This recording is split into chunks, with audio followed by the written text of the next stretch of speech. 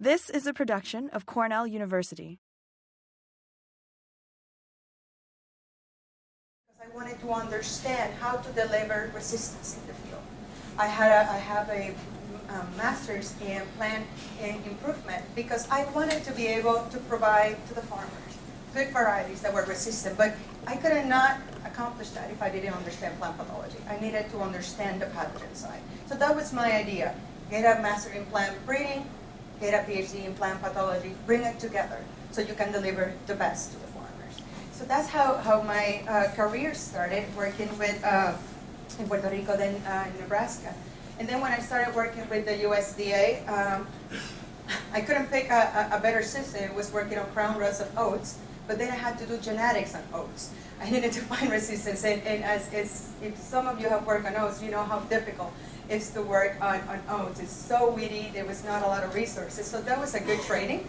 And then from there, I went on into working on stem rows of wheat, and that's a story that I'm going to tell you a little bit about today. I wanted to start under this premise, and this is why we do what we do. Plant protection in general, and the protection of plants, of plant diseases, and to pests is essential for food security. And a lot of times we don't see it that way, or the media doesn't portray it that way, or in general, we have done research for so many years trying to increase productivity. In the 20th century, that's what we focus on, how we're going to feed the world, that's how we're going to produce more. But a lot of times we forget that we're already producing quite a bit, but we're losing a lot to pathogens and pests in the field, after harvest, and not only in quantity, but also in quality. So if we can try to retain sort of that loss, maybe the job is not so tough going forward. And we know that feeding the world is not new news. This has been portrayed since the 60s. We knew that there was a large population that we needed to feed in the future, but now we're facing having to produce more food than ever before. We need to increase our production by 70% to be able to feed 9 billion people by 2050. So that's the challenge right there. So we need to take a multifaceted approach. We cannot only look at it from the production side, but also in the protection of our yields. And a lot of times I find that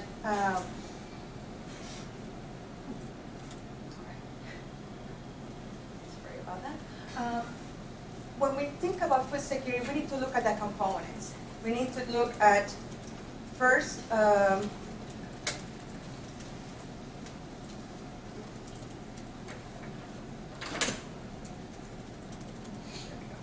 we need to look at production. It's availability is what we're looking at. Production, and also how we store it, how we reserve it. We need to look also into how we can afford it.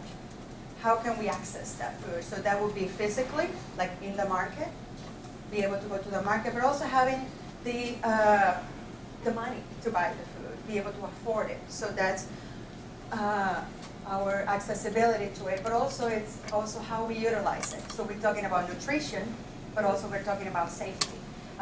We know about toxins, we know about post-harvest, so we need to talk about how to utilize it better, a balanced diet. So food security requires different components, and we need to take that into account when we do research. So how wheat fits in this big picture? So most of you are probably aware that we eat a lot of wheat. The world eats a lot of wheat, but wheat provides 20 to 30% of the proteins in the world, and in many parts of the world, it also accounts for up to a third of the calories that are consumed on a daily basis. So it is extremely important. You know, for us here in the U.S., wheat may be a piece of bread, it may be cookies, it may be cake, but in many parts of the world, it is what you get every day. It is what is the basis of your diet. So we need to take that into consideration when we talk about food security. It has to be balanced. So wheat is not the only crop that we need to protect. We need to protect our legumes. We need to protect many other sources of nutrition. But wheat is essential in that balanced diet. And I don't think I need to explain too much, but we know about stem rust. We know what happened in the US. We know about barberry eradication that started in the 1917. And over 8 million bushes of barberries were eliminated, eradicated from the US. And it wasn't an easy task, but it was necessary. And this is a perfect example how human can change the situation. This was in a very radical way. We changed the entire population of a pathogen by removing the sexual reproduction in many parts of the world, in the US. But there's still barberries out there. We know that in the Pacific Northwest we have a population, and we are aware, and we have seen the devastation that can cause. For example, in a specific years in a specific location, for example, on barley, we know there are still races of the stem rust pathogen coming out of that sexual population that has affected barley production recently in the US. And even after the barberry eradication, there were still epidemics. So the solution was not complete, but it helped a lot, because now we're going from seeing, dozens of races every year to see more or less one race every year in the US. That's the dominant race in the US. So that's what we can do, for example, if we intervene. But that's not possible everywhere in the world. It is a solution that it was okay to do, and it was able to manage the disease, because we didn't control it, we manage it in a particular location. But it's not an approach that we can take worldwide. So we thought we put it to rest. After the 50s, we didn't see major epidemics. But then in 1998, William Gorry in Uganda identified the first few pustules of UG99, the new race of the stem rust pathogen that it was not supposed to be there. These varieties were resistant, had been resistant for a long time. So he knew something wasn't right. And after verification, with other laboratories, because there was only a few laboratories that can do the race analysis that was necessary to confirm the virulence of this pathogen, then it was confirmed that yes, it was a new race of stem rust, and it had virulence on not only SR31, that it was instrumental on the development of varieties for the world, but it was also virulent on many other genes that were deployed around the world. So the news is starting to get out, the threat was there, and it got the attention of the media, it got the attention of sponsors, investors, like the Bill and Melinda Gates Foundation and the UK Department for International Development. And we then was decided to build a coalition of scientists that could go forward and manage this threat. So in the meantime, I was at the USDA in Idaho working on oats, and thanks to the Durable Rust Resistant in Wheat project, there was an opportunity for a postdoc position at in Idaho to work on stem rust, and I was asked if I wanted to be part of the team. So I decided to take the task and to start to grow up and start working with a new disease. And shortly after, I went to Kenya and I started evaluating materials. And we look at land races that could harbor new resistance to UG99. And it was during that period of time that then I was offered the opportunity to go to North Dakota. So after 1 year of being working on the stem rust and starting to collaborate with the international community, then I had a new task, that it was to develop my own research program at North Dakota State University to tackle this same problem. They were concerned about UG99, and so they got a position that, like, one of those positions that you don't see anymore. The mandate was work on rust. That was the mandate. So how can I not take the chance and say, hey, let's see what we can do, and see now with the network of people that I have, not only in the US, but across the world, let's be part of that community and try to help. So I developed my program then at NDSU, and they needed it because wheat in North Dakota is almost a $2 billion industry. and this is probably underestimating how wheat affects other areas, not only of agriculture, but the economy in general of the state. And based on the historical evidence, they needed to be worried. Because yes, they didn't have epidemics of Astemros in the near past, because we have been able to manage the different races and we have been able to put varieties that have resistance. But they had the environment for the disease development. Even after the eradication of the barberries, North Dakota saw 56% yield losses in 1935. So they knew that if this UG99 or any other races that were as virulent got to the U.S., North Dakota would be in big trouble. So it made a lot of sense to develop a program to tackle this problem. So from the work that I started at the USDA identifying the races that had resistance, then I was able to start my project in North Dakota. That it was to use these two land races. One is from Iran, the one on the top, and it has really good resistance in Kenya. And then this other Montenegro land race that has also good resistance over time. So this was the first project that I started developing with my first PhD student in North Dakota. And so Jason was able to map this resistance. We identified that the inheritance was conferred by one gene. So it seems like a good project for a student. Let's map the gene and try to determine if this is a new gene or it's an underutilized, so we can start incorporating and broaden the resistant base of our varieties. So after a couple of years and a lot of investment into developing mapping populations, developing new markers that at that point were not totally accessible, because this was when the SNP chips were coming out for wheat.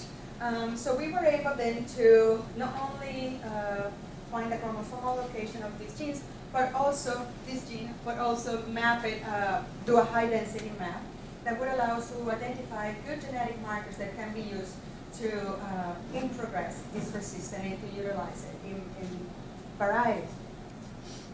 In the meantime, we were able to, more resources were coming into wheat.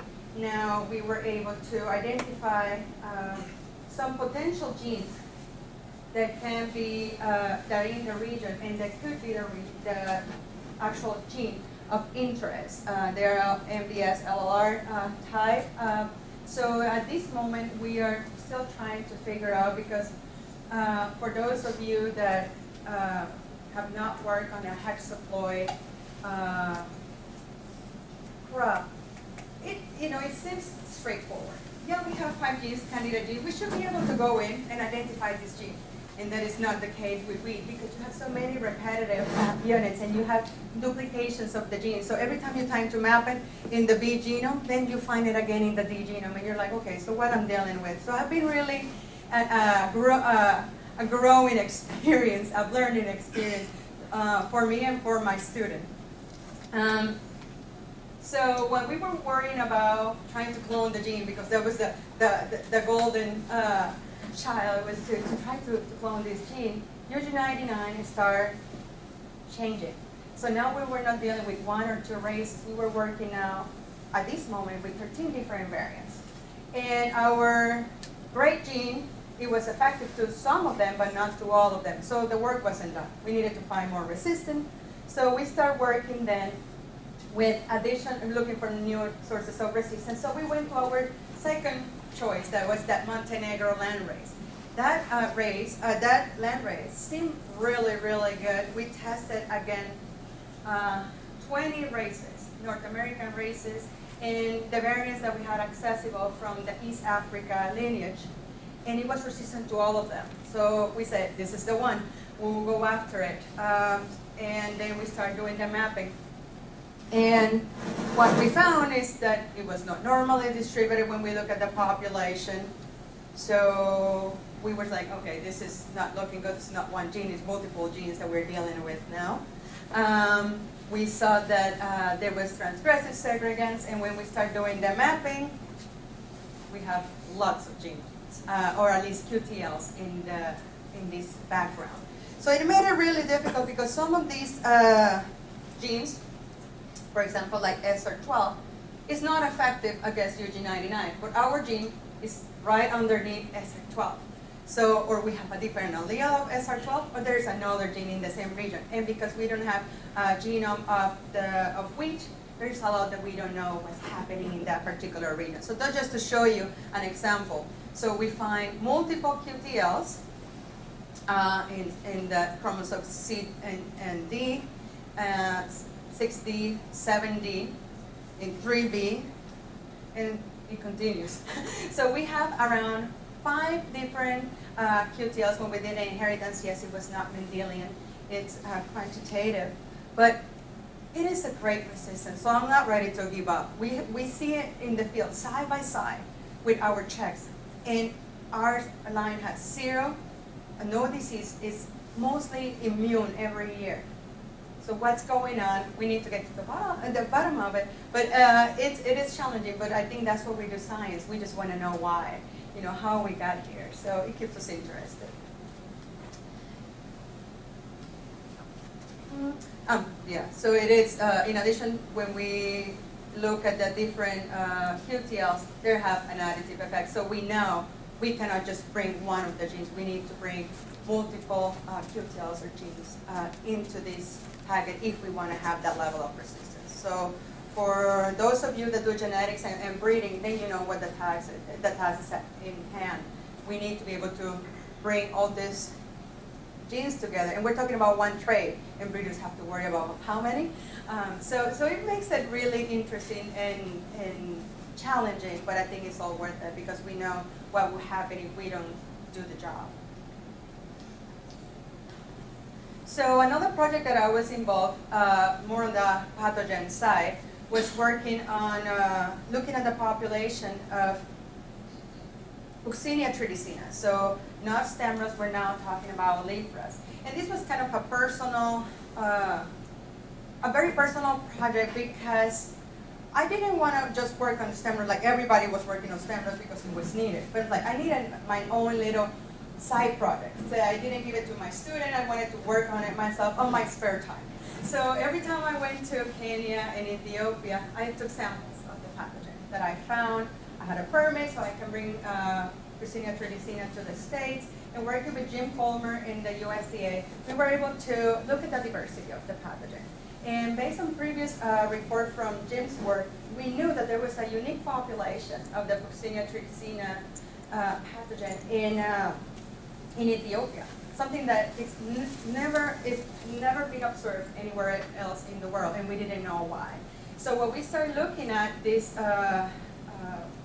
isolates, the first thing that we noticed is that they are not virulent on the differential set that we use for classification. So now it's like, okay, so what do we do now? We put it on the differential set, and it doesn't grow on the differential set, so we cannot give it a race number, so a name. So we don't know what is the virulence complexity of this pathogen, but we know that we see it every year on durum wheat, the tetraploid, instead of the hexaploid that is our red wheat. This is on the Paso wheat and emmer wheats that are also tetraploids in Ethiopia. And we found similar pockets of populations in North Africa and in the Mediterranean region, but nothing like we saw in Ethiopia. So this is one of the ongoing projects, kind of, again, my side projects, just something to play with, where we can still try to figure out what's going on, what is so unique about Ethiopia. We have some hypotheses. In Ethiopia, there is a lot of tetraploid wheat that has been there for hundreds of years. So this population has evolved in isolation from other wheat. We don't see these tetraploids being grown as a crop in other parts of the world. But in Ethiopia, they are up to 7% of the crop. So there is a unique population there. So we will continue working on it. Oh, I want to mention just this. So in addition to triticina, there's another leaf rust pathogen that have never been given much importance, and this is Buccinia durii, Triticina. So again, it only grows on durum, and has been observed in North Africa, in Morocco, in southern Spain, in Portugal. And it doesn't have the same alternate host. It has an alternate host that is called Anchusa italica. This wheat here next to the wheat.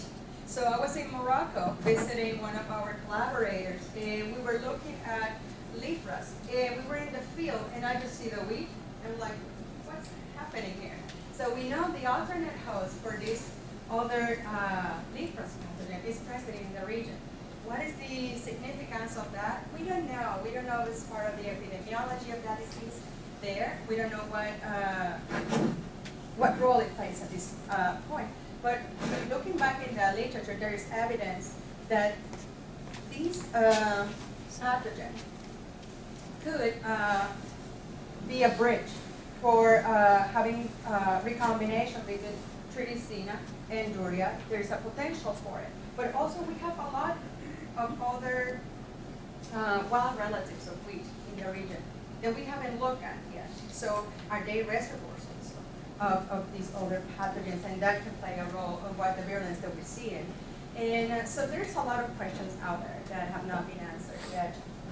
In terms of rust, you know, we would think that by now we have studied rust so much and we will have all the answers, but it's not the case, and I like it that way. I like that not only for job security, but also because we know there is a lot more to do.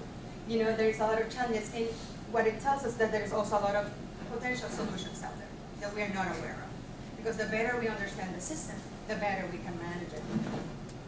So this is the results, the preliminary results of the work where we see the Ethiopian isolates. So you can see here, these are the bread wheat, the hexaploid wheat isolate. They're here and here. And then from Kenya, you can see isolates also from bread wheat.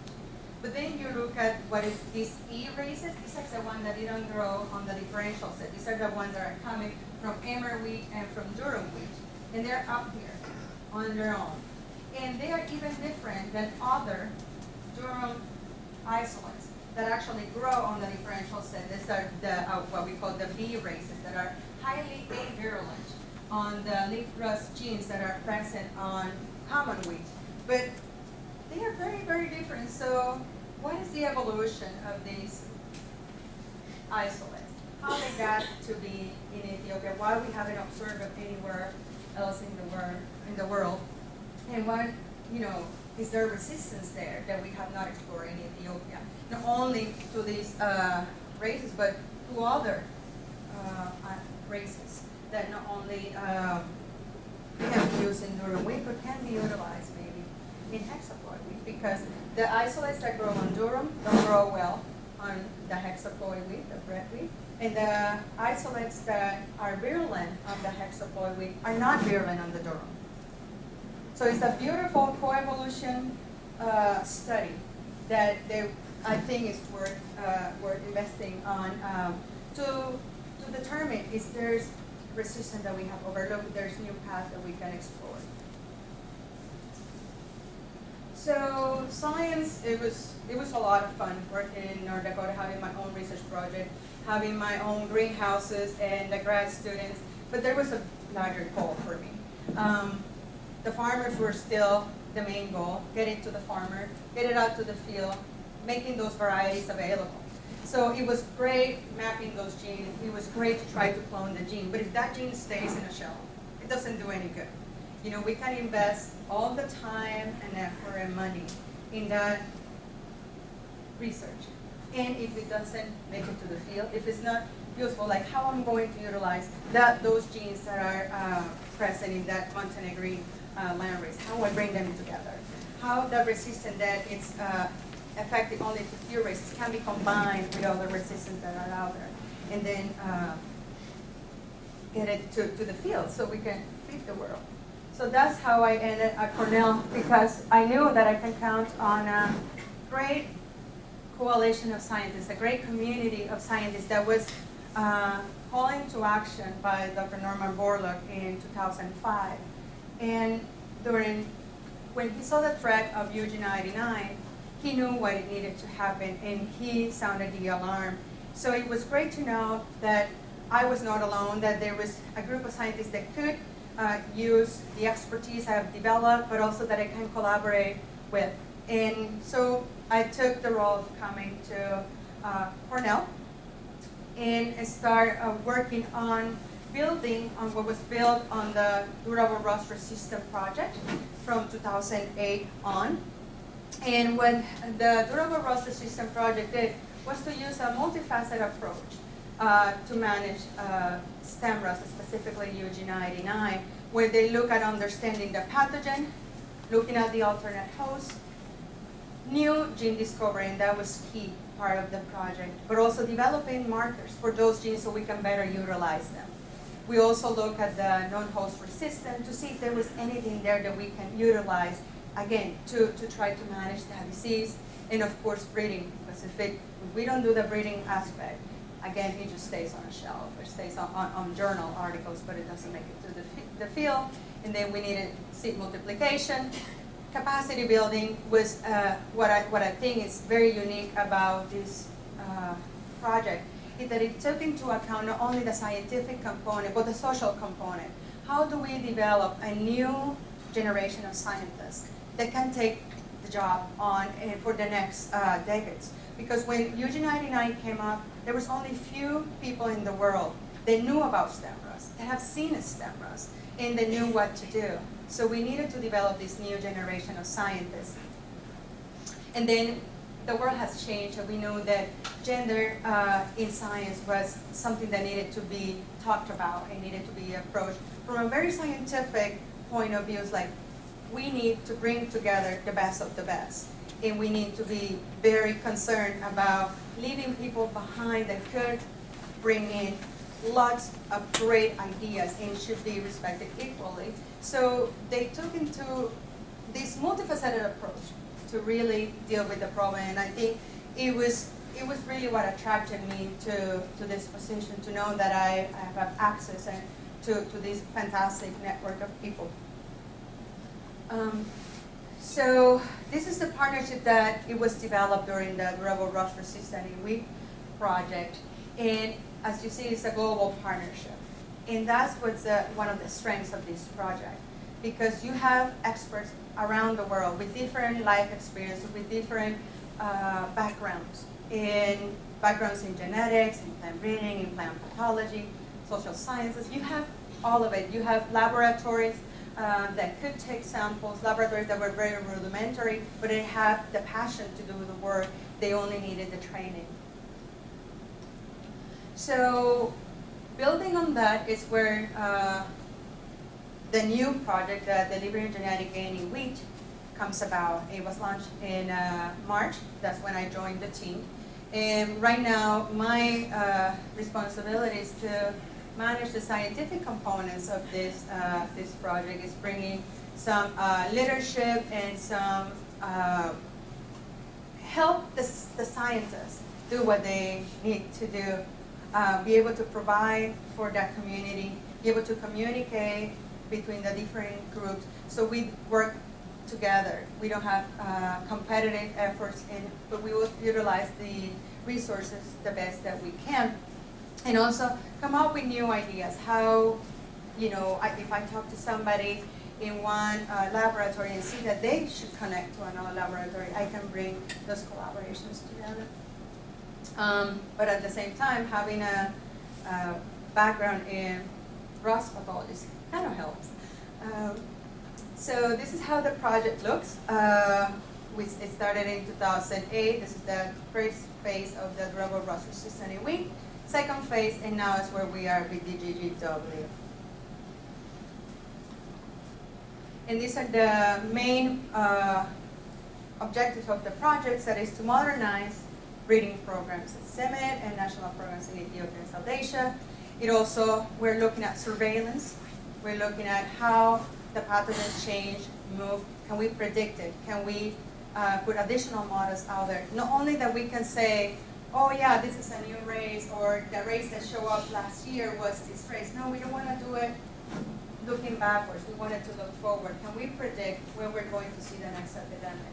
Can we determine what races have the best chances of moving into a different location? That's what we're looking at, and we're going to continue the human capacity building. This is the approach that we're taking, similar as before, putting more effort into, again, the surveillance. We're using the phenotyping platform, that is where we use our field plots in Kenya and Ethiopia to be able to screen as many materials from around the world so we can move forward faster.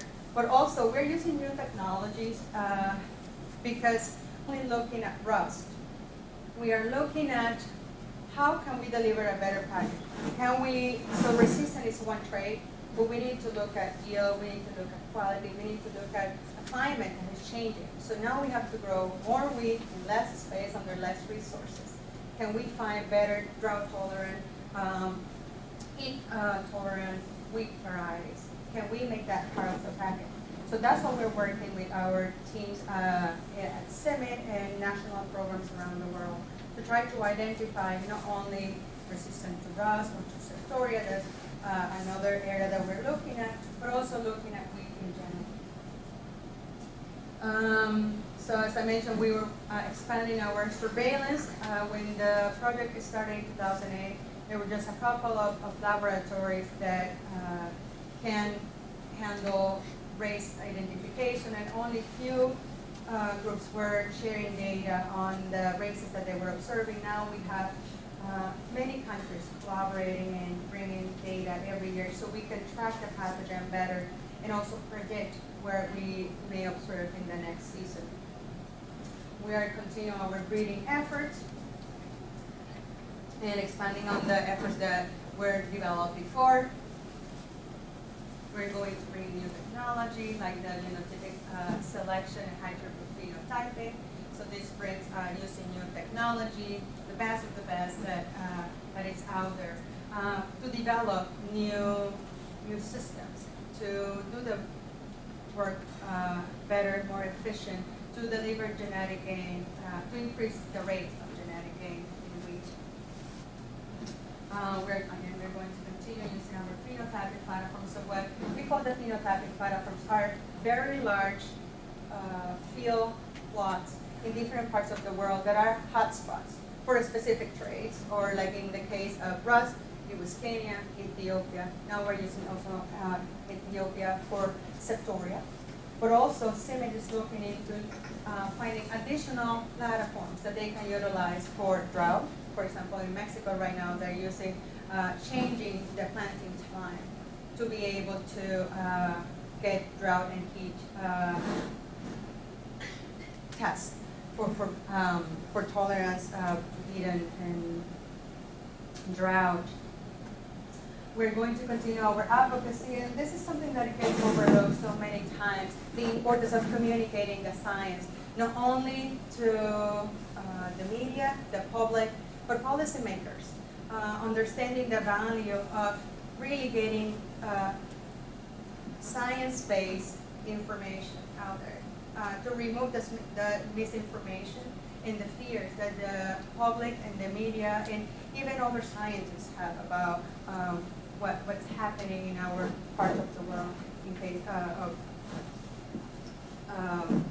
technology and in general breeding aspects, and should we interfere, should we intervene, should we do things differently. So advocacy is key, not only for communicating the science, but also to attract additional funding.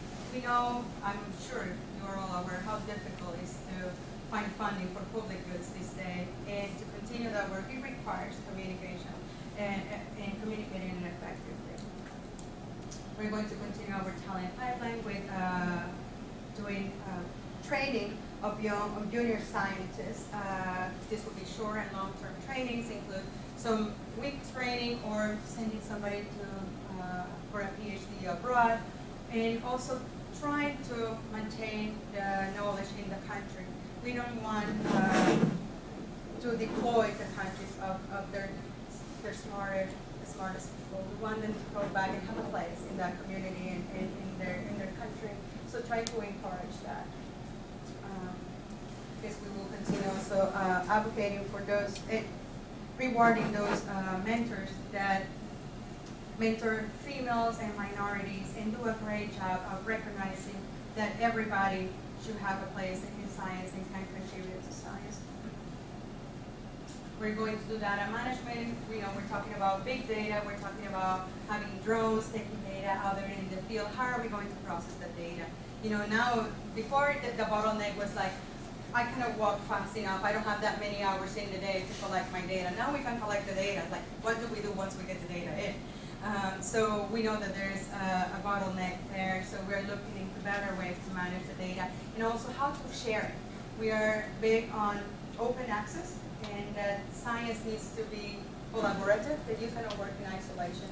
And one of the key components of our project is that every publication that is the result of our project is going to be published in open access, and that's thanks to the support from our sponsors.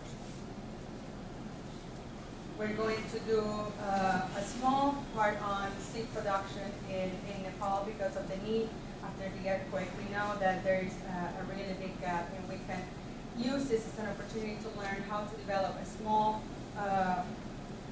seed system that could be utilized as an example for developing other systems in the world. And we do it from our headquarters here at Cornell, because we know that we are very well placed to and respected in the world to do a great job bringing science and scientists and the public together. There is a lot of trust built in this university from the part of the public, but also from our investors. So we are very well placed to collaborate with others. And again, the goal is to take it to the farmer and making a difference. Thank you.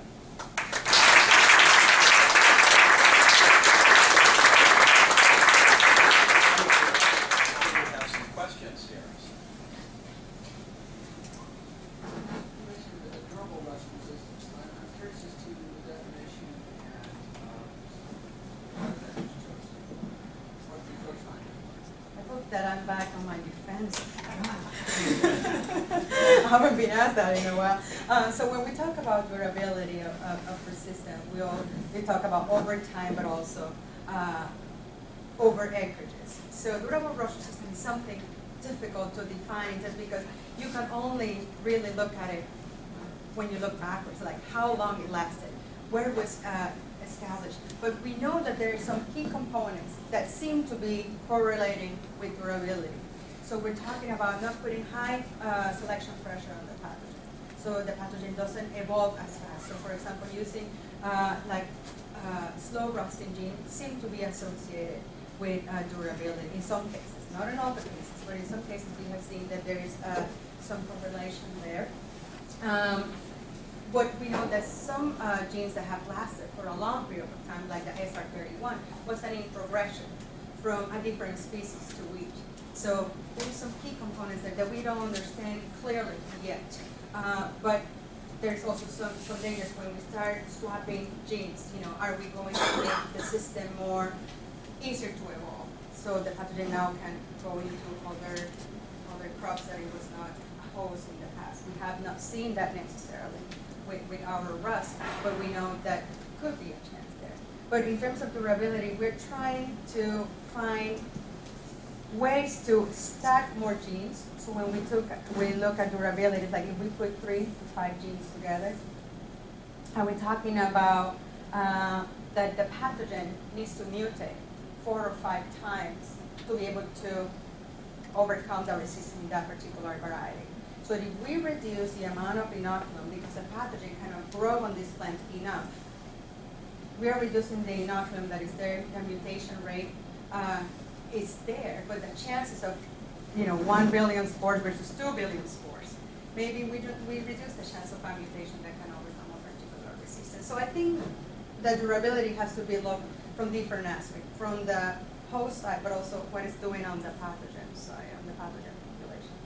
So that kind of answers your question. I was curious to know more about what's going on in the area of surveillance.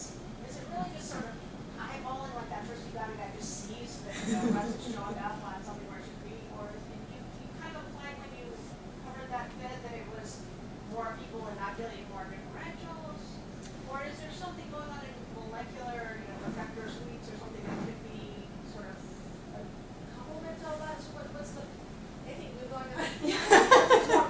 I know, and I was like, we're always excited of what's new in the pipeline.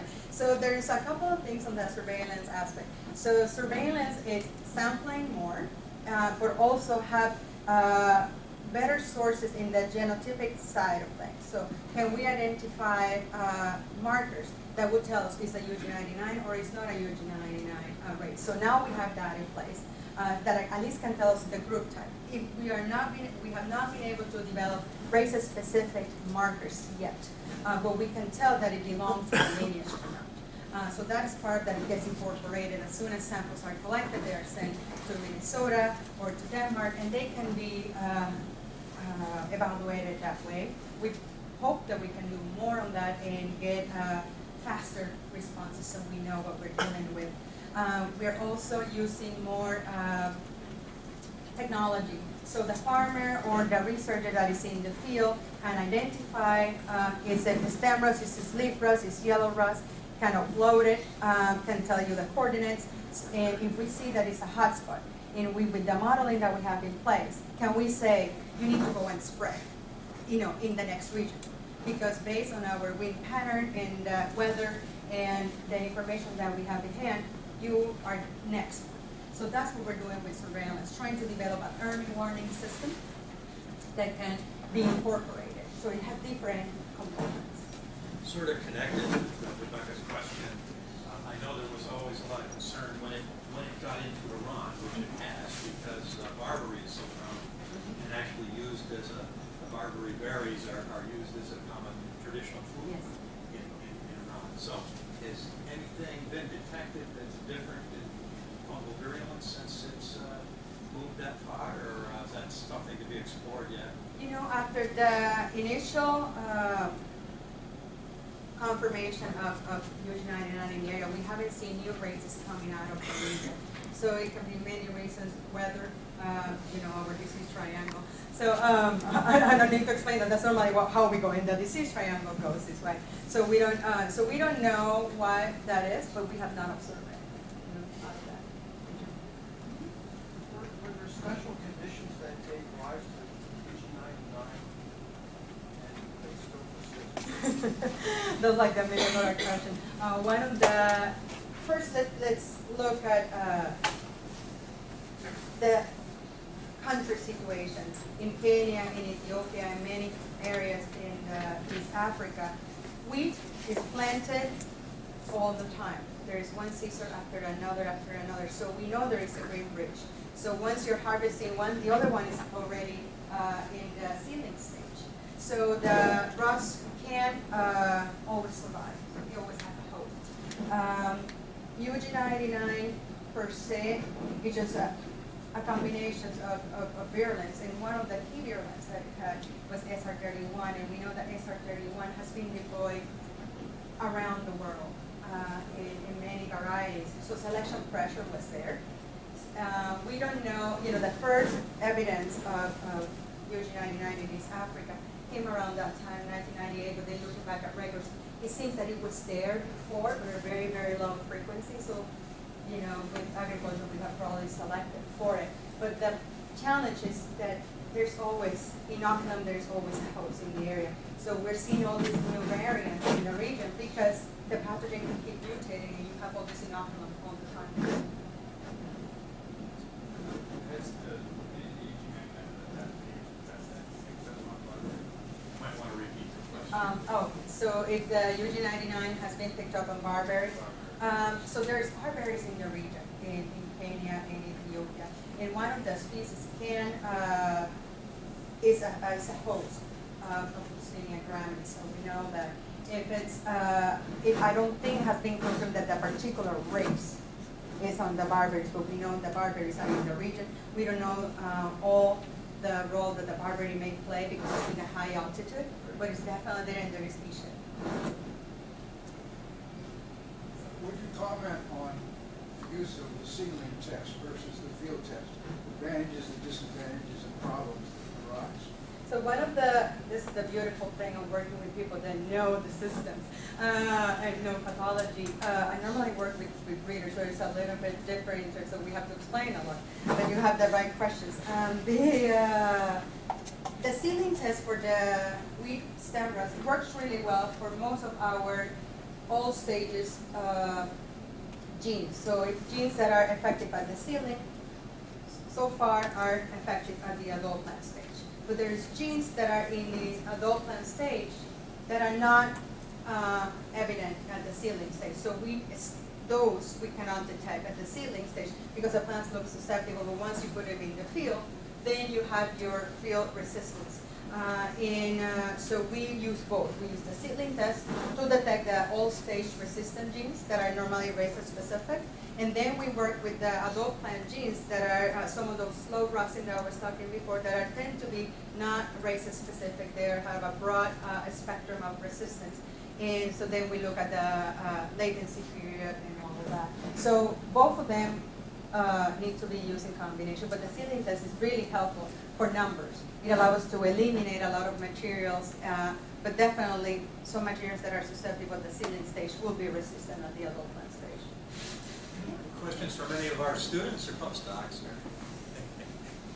Something you're dying to know? Yep. Require a real special lab, I should think. Mm-hmm. Are there centers for doing this, or is everybody? That's great. So the question is about the technologies that we're using, like some of the phenotyping and the genotyping is expected to be spread across every laboratory, or there are specific centers. No, we have centers that are doing the research, and we have, for example, genotyping laboratories that are accessible, so people can send their samples in. So we support some of the USDA laboratories or a laboratory in Denmark and in Canada that can do the genotyping for us. And we are offering the opportunity of training for junior scientists because many countries want to modernize their agriculture. Ethiopia is one of those countries that is really looking forward to modernizing the agriculture. And so they want molecular biology experience. So we're offering the training. So if the opportunity is there for them, they're well trained to do and be our collaborators in the vision. So I want to thank you again, Maricelis, for an excellent seminar. And Maricelis says we would like closer ties with the plant pathologist here. Maricelis has offered to have meetings with anybody interested in getting to know her a little better. And just simply send her an email here. So thank you again very much. Thank you so much. This has been a production of Cornell University, on the web at cornell.edu.